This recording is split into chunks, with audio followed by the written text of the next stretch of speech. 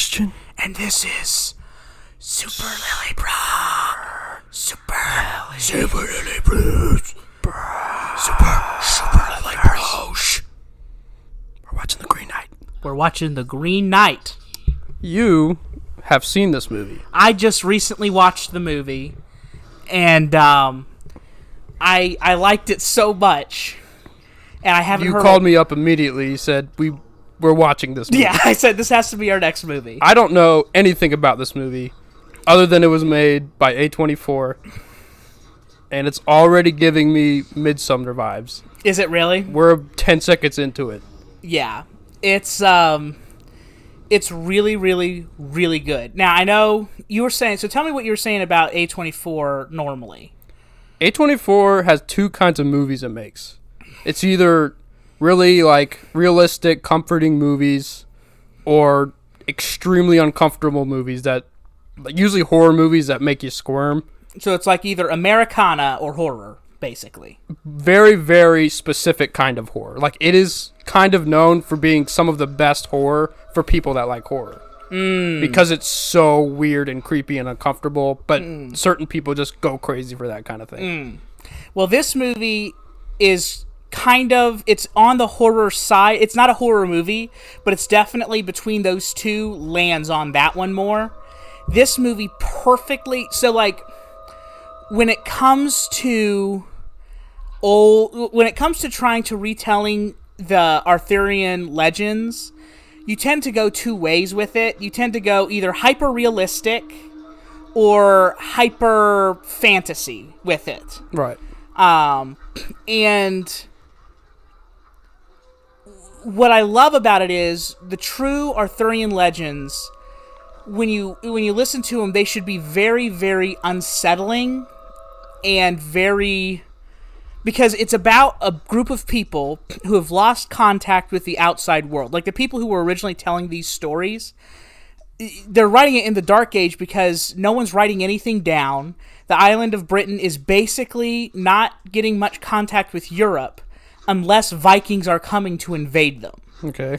So the world outside of the Britain Islands is terrifying to them. Huh. And even the world outside of the villages that they live in immediately are terrifying. So the legends are very, very, very steeped in mystery.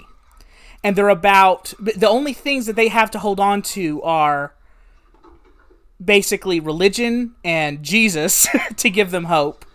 And then this idea of chivalry that will... If a truly heroic, chivalrous person exists, then he will be able to go into that mystery for us and come out bringing us meaning. Okay.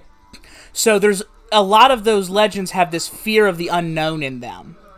And I've never seen a movie perfectly capture the fear of the unknown. The word that I use to describe true Arthurian legend is dread.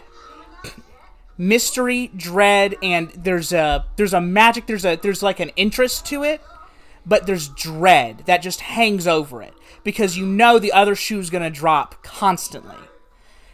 They're always trying to test the knight's valor and his heroism and all that kind of thing. My first thought is that the guy from Avatar? I don't know. Avatar: The Last Airbender. I don't know. Have you seen that? M. Night Shyamalan? I refuse. That's completely understandable. Yeah. But I think I could possibly be wrong and be in big trouble, but I think that might be Zuko. Is that Zuko? Possibly. He looked... If it's not, I'm in massive trouble. All the Zuko fans will come and riot at your door. Christian is canceled. The Christian's canceled. Yeah. That's all it takes, folks. So that is Arthur's sister. Okay. King Arthur's sister. So this is the same universe. Yes. This is the same universe. Now, I will say that they never explicitly call him Arthur. Like, if you look in the credits, the guy who's playing King Arthur, the credit is King. King's wife, Queen. Oh, okay. It's just Gawain and Green Knight. So this is the ACU. Yes. Arthur Cinematic Universe. You know, you bring it up. I'm not going to do it in this movie, but I desperately want to tell you about a pitch I have for a legendary cinematic universe. I've been... Oh my gosh. I really wish it would exist. So You're a real nerd. I know, but I wouldn't be nerdy if people watched the movies and they were good. If they were mainstream, if you guys just got it. No one gets it. I cannot stress how much Midsummer this feels like. Really? I can't. It's the thing you can't put your finger on, but there's some kind of like weird, uncomfortable, otherworldly feeling. Yeah. That you can't put your finger on or describe, but it's just there the whole this time. Just sounds like a match made in heaven, because that's that unworldly that you can't put your finger on. That's Arthurian legend. Yeah. She does not look well. Yeah. She could use some Maybelline. Yeah. Maybe it's Maybelline. Oh, who is that? King Arthur. No. Wait, actually? Yeah, that's King Arthur. Oh, well, who's playing him? I don't know. I know who that is. God, I knew this was going to happen. I was going to see someone that's going to bother me. I mean, you can always... I'm not going to look it up because I feel defeated if I look it up. Because if it... Eventually, usually I can just, like, think of it in my brain. There's 3 types of people who watch movies. There's the people who recognize the people on screen, but can't remember their names. There's the people who recognize the people on screen, but can't remember their names, and so they look it up. And then there's the people who don't care who it is and gets angry at the first 2 people. Yep. I take it as a challenge. That is, did you see the Mission Impossible movies? Yeah. That is the villain of the 2 most recent Mission Impossible movies. Oh, wow. He's the guy... I don't know if you remember what I'm talking about. Yeah, kind of. But he's the guy that's basically the only villain good enough to carry over into another movie. Yep. He was like really, really good. He's really good in this movie, except for that he literally whispers every line he says. Well, apparently that's everybody. Yeah, well, it's really him, though. He's really, really bad about it. I don't know if you saw it. I love these title cards so much. I'm actually kind of digging it, too. Yeah, it's very artistic how they do it, and you'll notice how they cut is very interesting, too. It seems very dedicated to the concept and the brand they're going for. Yeah. Canonically, in the original Legends, Gawain eventually takes over after Arthur dies. Okay. Yeah. So what's so significant about this story? Is this like a pretty popular story, too? Yeah, I mean, there's a lot of stories in Arthurian legend. Basically, this is Arthurian legends work with here's the origin story of each knight, and then here's a quest that the knights go on. The knights go on this quest, and they encounter, normally, 3 weird things while they're on the quest. Yeah. Every single one of them is made to test their honor and their valor. And if they pull through, they're good. And if they don't pull through, they're bad. Right? Some fail, some succeed. Normally, the last test, and I don't know why this happens to almost every single Knight of the Round Table and King Arthur himself. One of the tests is, hey, are you going to sleep with this dude's wife? It's just a weird thing that keeps on happening. And, but anyway, it happens. Can't relate.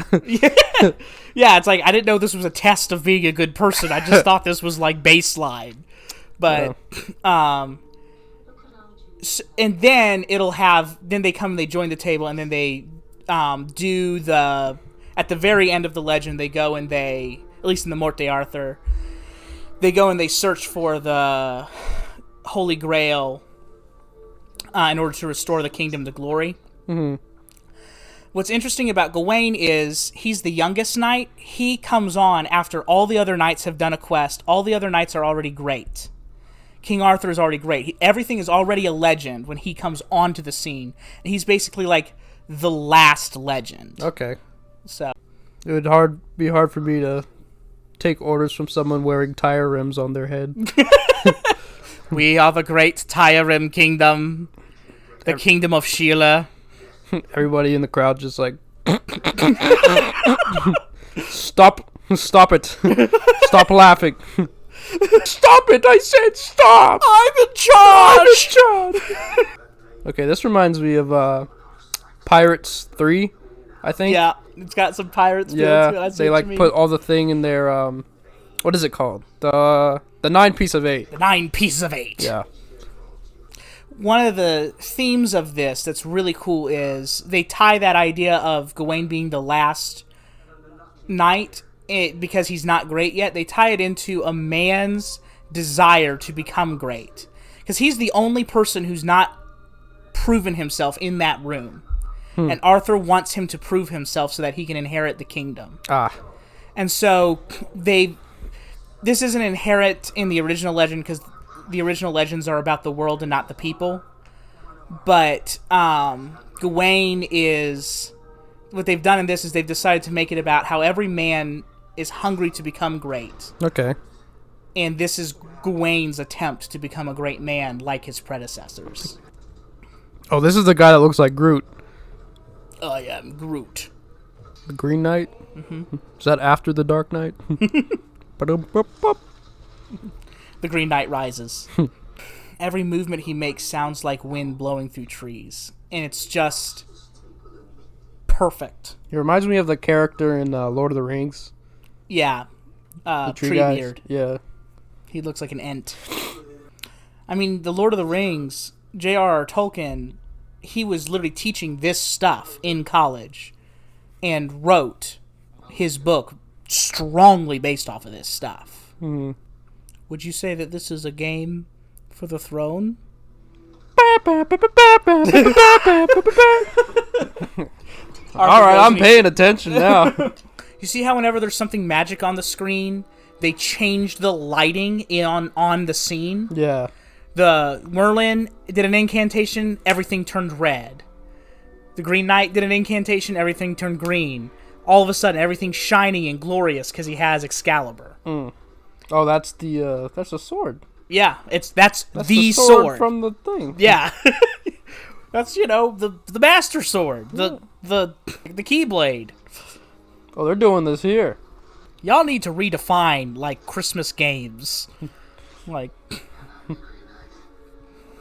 Could I please, challenge you to, checkers, or... I challenge you to a piano duel. I feel like it would take more hits than that. Especially someone that doesn't, use a sword. Mm-hmm.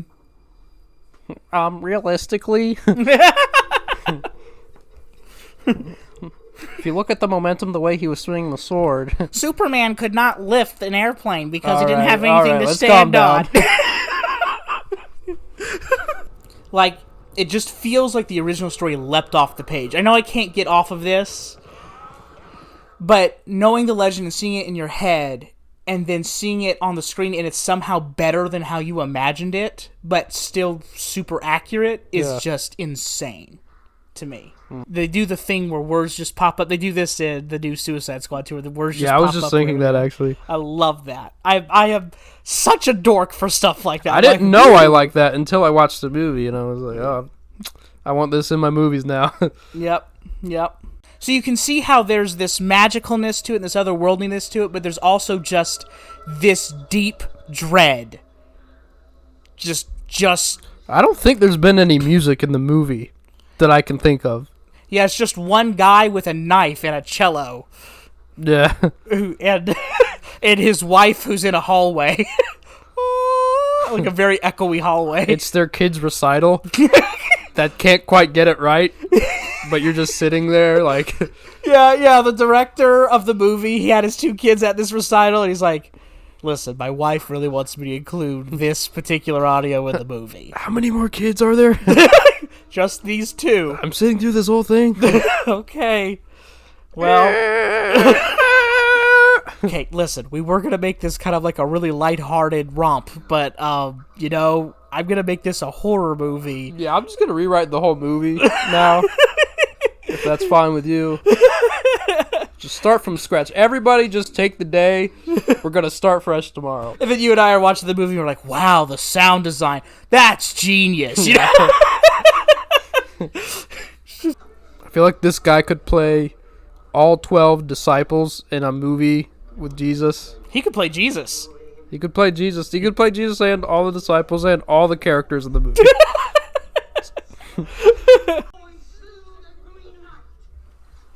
Wait, did they just say the Green Knight? Yeah. Green Knight! God, I almost missed it there. You know, that is the name of the movie. Green Knight! That was a close one. I almost missed it.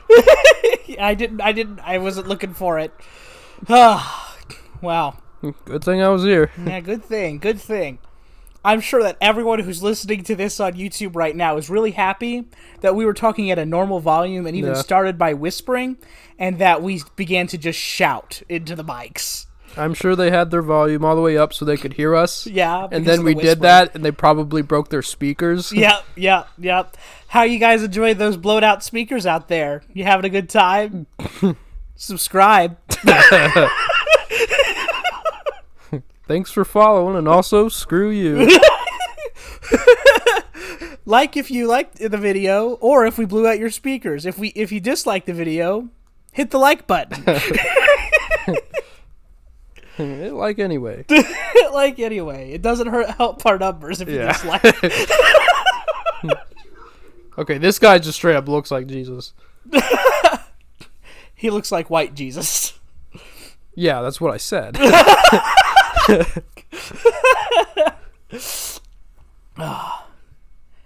Yeah, this looks like someone decided to write a story about the two different versions of Jesus, the American Jesus and actual Jesus. Yeah. One's all pretty and sitting up on a throne, the other one's like dirty. I recently realized pretty much anybody can play Jesus if they like are dressed up like that. Yep, that's true. Anybody. Yep. And they have a beard. Well, you can make a fake beard. Oh, I see what you mean. If you put the right costume on someone. Yes. Anybody can look exactly like our picture of Jesus. Yeah. Why don't they just use sign language? Nobody can hear you, anyone else anyway. Now we're really getting into some Jesus vibes here. This is if someone starts washing someone's feet, I'm gonna leave.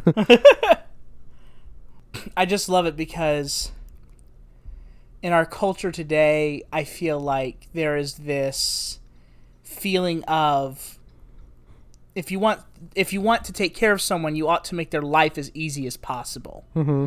And that's so different from the perspective of this era, which is someone ought to have to go through hell and come back from hell. But going through that will forge them into a better person. Yeah. And so if you love someone, you want them to become great, you ought to provide them with the opportunity of going through hell. Yeah. I'm not saying either one of those perspectives is inherently right, but I think there's a middle ground between the two that it's just really interesting. Right. Is this a puppet show? Is that just gonna play out the movie? This is actually I didn't mention this to you. I know you haven't seen it yet. This is actually the newest Muppets movie. Oh, really? Yeah. They did Treasure Island, Wizard of Oz, Christmas Carol, and now they're doing this, doing the Green Knight. So fantastic they effects. decided to do it, go a little darker than normal, but I don't know. I think they're pulling it off. I like it. I like this direction. At the end, I know you said no spoilers, but I just have to tell you, at the end where the Green Knight pulls off his head and Kermit comes out and he says, "Oh, it's not easy being the Green Knight." It's just for the kids, It's it's perfect. It's like a match made in heaven. Right. Finally, a Green Knight movie for the whole family. A Green Knight movie for the whole family. I've been asking for it for years. Yeah, that brings it up. This movie is not for the whole family. Yeah. Please don't watch. In fact, this let's movie make the with point your that kids. it is the exact opposite of that. Yeah, it's It's for people who don't have a family. It's for people who don't have a family. When I watched this movie, when I called you, it was partially because I feel like this movie hasn't gotten enough exposure, and I want for there to be more King Arthur movies made by these people. I want them to take a night and make another movie and go all the way down the thing. You know what I mean? Like, well, this seems successful enough that they could probably launch board a couple of movies off this if they wanted to. I would love it if they did. And what they really, really need is exposure from our YouTube channel. You know, we're really going to make the difference, you know. But everyone, so I say that because I want everyone out here, if you haven't seen this movie, go give it a watch. But I also need to say, this is not a family movie. This has got some stuff in it. So, be careful. Watch it if you're on the dangerous side. They divide the movie up into chapters as if it was a legend. And for the record, I think this movie might be a really good watch if you watched it from chapter to chapter as if you were reading a book. Like you stopped and you went and got up and did something and came back. Because the original legend was probably told by a bard who would sing one part of the story a night. And so you would come back the next night and hear the next part. Okay. So what quest is he going on? This quest is called the Quest of the Green Knight by Sir Gawain. And his quest is he has to bring the axe back to the Green Knight in order for the Green Knight to deal the blow back to him that he dealt the Green Knight. Why would he do that? He's bound by honor. Okay. So is he going knowing he's going to die? He's going hoping that he won't die. How would he not die? I will not tell you that, but as of right now, I'm expecting him to die. Okay. I'm asking you, like, in this point in the movie, someone that doesn't know the story, am I expecting him to die? So, someone who doesn't know the movie, you have tension right now. Because, well, I know that much. Because he has the sash that says he will not be harmed while he wears the sash. Okay. He also can't come back because he promised. And you got to understand, he gave his word to do this. And in this era, there's an idea in this era of chivalry, which means you must do what you have put your word to do. Yeah. Like there's a whole chivalrous code. And most of the stories in this time, the heroes are embodying what the code looks like. So for us, it's like, you know you're going to go out and die for no reason? Well, that's stupid. But in this time, it's beautiful and heroic and valorous to go and do a quest that will almost certainly result in death, that makes you a better person. It means that you imbibe you embody the values of your culture to do that. Don't want to look like a goober in front of your lady friend. You don't want to look like a goober in front of your lady friend. And if that doesn't embody the code of chivalry, I don't know what does. They need to have that at the end of the movie. The phrase, you don't want to look like a goober. And then quote me at the end. Christian Lilly. And very, very professional. Yeah, after this movie launches, and once we put our commentary up and everyone's buying it, and it just all of a sudden becomes with the top 10, it beats out Avengers Endgame and everything, and it's because of our YouTube channel. They'll quote us on the back of the DVD. Of course. You don't want to look like a goober in front of your lady friend, Christian. Say it with me, everyone. But you can tell that even though that's the value of his culture, he's stacking it so well because he's doing it. But that's what he's talking about when he talks to Arthur, and he's like, I don't know if I want to be great. And he says, I want greatness for you. Ah. So a lot of knights would choose a lady to do quests in the honor of. So this is basically prom. No. Ah. I'm going to go with yes, even though you said that. Is there an arrow in his knee?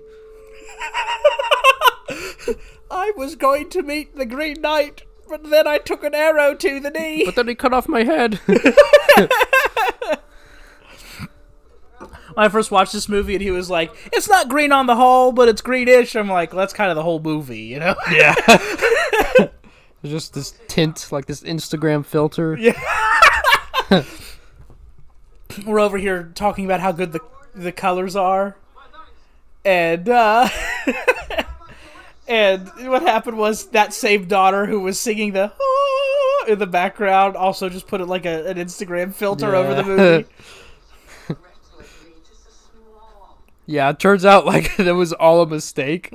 Like it was just the night, and then all of the green filter happened. Yeah, this guy's just covering all of these mistakes. This is supposed to be a remake of The Knight's Tale, and it got ruined, and so they're like, "Oh, it's the Green Knight." There's a lot of really weird. I don't know who you are, therefore I'm gonna touch your face a lot in this movie. Yeah, I think they like doing that. It's weird at first, but you watch enough of these movies, it's normal. Maybe it's just because of who I don't like being touched by people. Like, if someone came up to me and just started touching my face, I'd be like, dude, knock it off. Everybody talks as if they're blind, and they're, like, trying to, like, see what someone looks like. Just took it. That sash seems overpowered. You just put it on, and you're, like, you can't die? Everything is like that, though. Every story is, here's this item. But whatever you do, don't do X, and the item will work.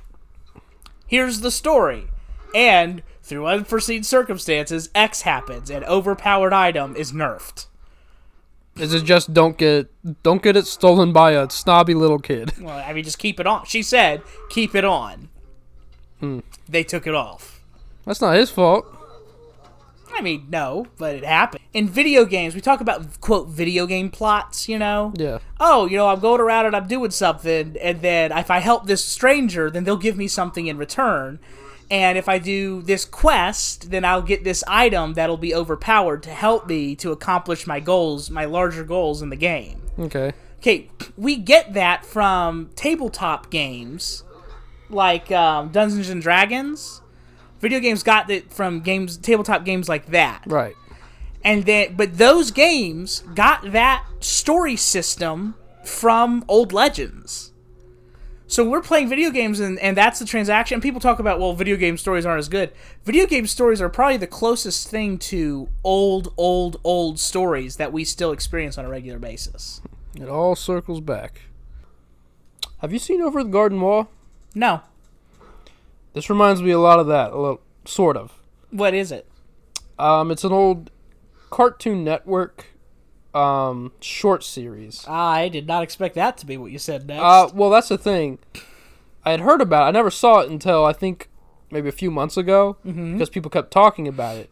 But it's almost like Fable-ish. It's like a little like goofy because it's still for kids and stuff. But it's like also like one of those shows that also has like a very dark side. Oh yeah. To it. Yeah. So the sort of stuff that you could only put on Cartoon Network at the time.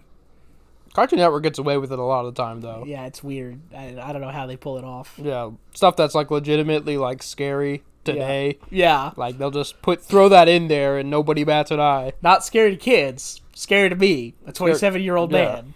But I'm watching a children's show. But yeah, for some reason this reminds me of it a little bit. Really? I have to check that out. I think you'd like it. Yeah, I probably would. I like stories like this where it's just he's going on a quest and instead of it being like this perfect 3-act structure and everything comes back around, I just kind of like the idea of you go on a journey, you encounter weird stuff on the journey. This would make a great Netflix short series. I feel like I'm seeing that everywhere. Yeah. Just about everything. This soda bottle would make a great Netflix short series. Yeah. Well, I mean, like, movies. Like, popular movies, they'll, like, take, like, maybe, like, a character or something and, like... Oh, yeah. Newly announced Netflix short series about the extra from this movie. And it's like... Yeah. Well, okay. It's because... It'll probably get canceled in a season or so. Right. I think part of it's because it used to be that TV was small time and movies were like the silver screen was like what everyone was aiming for. And with the advent of Netflix, I feel like that's switching where most of the most prestigious stuff that comes out anymore, if you think about it, is TV. All right, we going back into the poetic? If we are, I'm going to go grab a snack or something. I never follow. You just literally hear on the thing, you get up and walk off. Yes, I'd like some popcorn, please. Sir, I your come card back declined. and I'm opening a Pop-Tart like extremely loudly. So is it done yet? You're just trying to get from point A to point B, and what in the heck are you going to encounter on the way? Like, dude, I just need to get my groceries. I'd love to see a movie where it's this world, but it's a family road trip movie. And they just continually have to stop for just bull crap. They just see like that woman that's like, I've lost my head. They're like, kids, get in the car. This is my favorite scene so far. Yeah, this was the scene that I called you after. Ah, really? Yeah. Hey, that was our commentary part 1. Tune in next week to see our commentary part 2, and the week after that to see the full feature-length commentary of the film. Feeling. You know what to do. And if you don't, ask someone.